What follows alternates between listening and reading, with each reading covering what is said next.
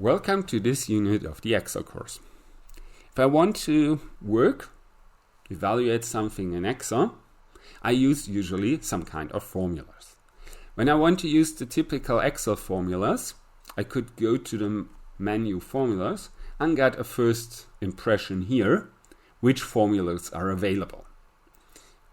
If I want to enter a formula or a function, I usually enter this either here in the formula bar or here in the corresponding cell.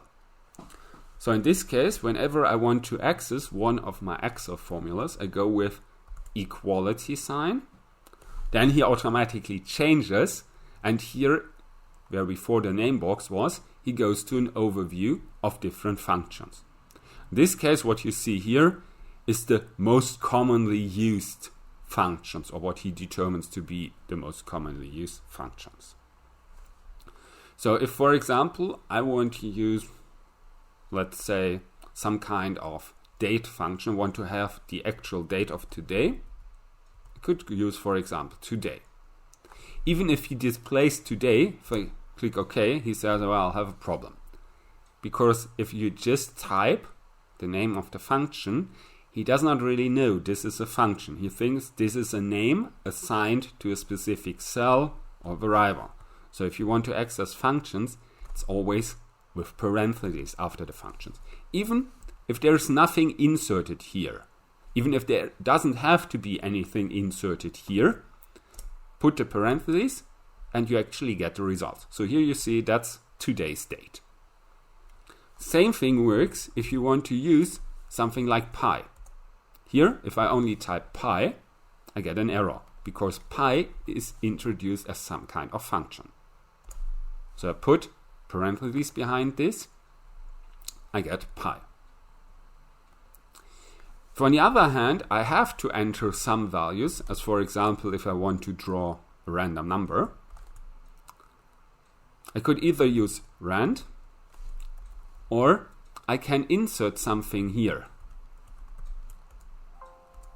In this case, inserted this, I see, he tells me there's a problem with this formula. Whenever he tells you something like this, this means either you have forgotten something or you entered too much. Well, how do I know which is the case?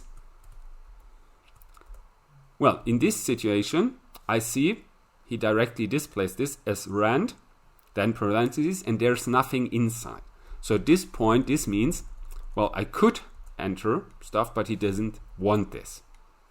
On the other hand, if I use, for example, the average, I open this, he directly displays what he wants to have here. So he wants to have an input.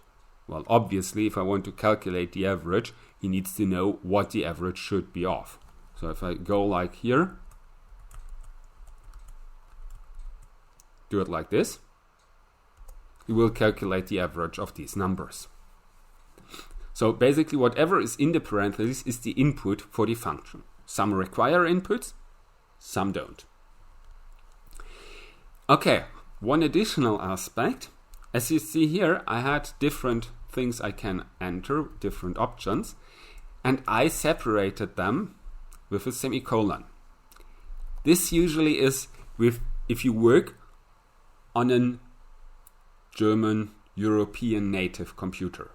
If you work with an US native computer, doesn't matter the language you use.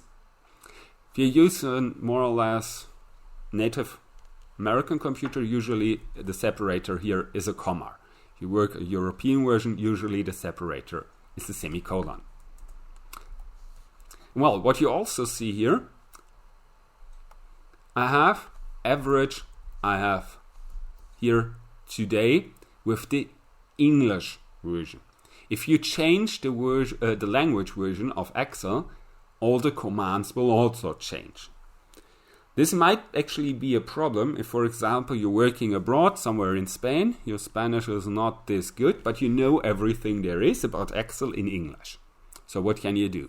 Well, you just go to Google, type in Excel Translator. There's a really nice internet page which lists all the different Excel commands in all the available languages. So this helps you quite a lot in knowing how to actually use specific function which you might know from your language in a different language Excel version. Okay, so much for functions, for entering functions, selecting functions. What if your function doesn't really work? If you have a problem at one point. For example, I go here with average, and I forgot that for pi I actually have to enter parentheses. Well, here it just tells me that there is a problem. Something is not really written correctly. So is this the average? Is this the pi? If you want to know what is actually wrong, you can use here the part formula auditing. You can use this with the error checking or with the evaluate formula. If we click on evaluate formula, we can move through this formula step by step by step. So first, if we click on evaluate, he evaluates the first step.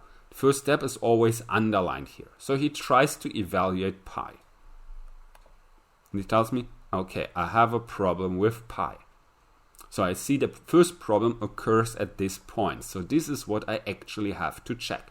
Because if I click evaluate again, he just copies the problem to the whole function I used, so to the average.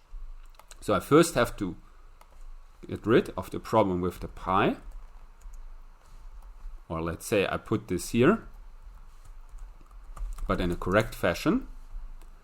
Then go to evaluate formula. Again, he starts with evaluating pi. He takes the right value here, and then he has everything to actually evaluate the whole part, the whole average, and gives me this result. So the evaluate formula is a nice tool to know that if some errors occur, where in your maybe highly complex formulas this error actually occurs. And well, then you can also use the error checking. The error checking is just taking a look at the whole sheet, telling you maybe at this point an error could occur. This is like fallible for some errors. At this point, you see, well, error check is complete for the entire sheet. He does not find any problems here. Well, usually if you have activated with calculation options the automatic, which means whenever you enter a formula, he directly tries to evaluate this, you will see all the errors which occur. If you go to manual, which requires you to always click calculate now before actually something is renewed or newly evaluated, then you might check the error checking, get an idea where errors might be, correct the errors, and then try the calculation now. Well, you can not only check this, you can also take a look where the error then first occurs. But as I said, if you go with the calculation options automatic, you will directly see the errors which might occur or which do occur. And well, that's then all I wanted to mention with regard to working with functions. And if you're looking for additional units, feel free to visit the rest of this course on Excel or take a look at the corresponding playlist. I say goodbye and well, see you next time.